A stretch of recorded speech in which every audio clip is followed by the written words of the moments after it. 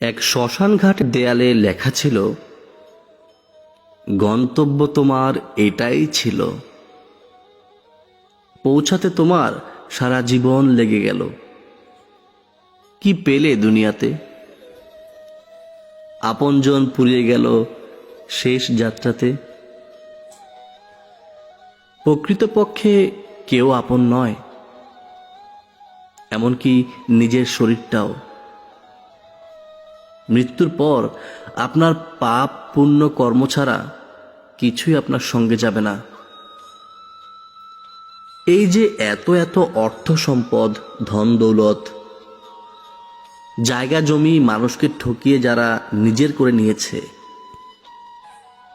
তাদেরকেও কিন্তু একদিন এই শ্মশানে আসতে হবে। যা জমিয়েছে এই সংসার জীবনে, তার কানা করিও সঙ্গে নিয়ে যেতে পারবে না। আবার কিছু মানুষ আছে, নিজের রূপ সৌন্দর্যের অহংকারে মানুষের সঙ্গে ভালোভাবে কথাই বলে না। অহংকারে মত্ত হয়ে সবাইকে হেয় করে কথা বলে। সেই সব মানুষদেরকেও কিন্তু একদিন এই শ্মশানে আসতে হবে। চিতার আগুনে সকল রূপ সৌন্দর্য দাউ দাউ করে জ্বলে পুড়ে ছাই হয়ে যাবে। সঙ্গে কিন্তু রূপ সৌন্দর্য নিয়ে যেতে পারবেন না। আবার এমনও কিছু মানুষ আছে যারা ক্ষমতা দেখিয়ে অসহায় মানুষদেরকে নির্যাতন করে শোষণ করে চলছে।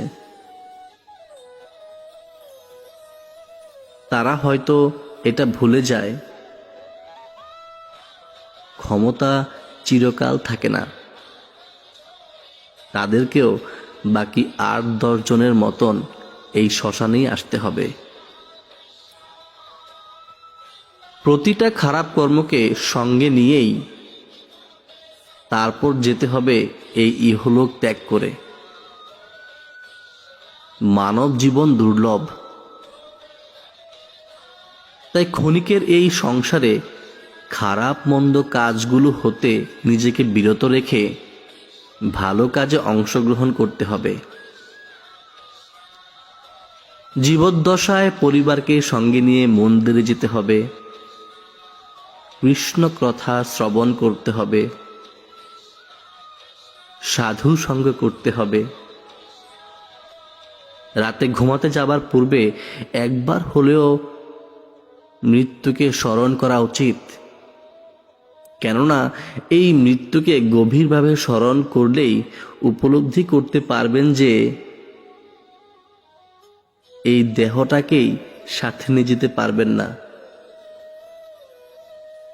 ধন দৌলত, জায়গা জমি তো পরের কথা। তাই সময় থাকতেই হরিনাম কীর্তন করুন। এই কৃষ্ণ নামই ভবসাগর পাড়ি দিতে গিয়ে সহায়তা করবে।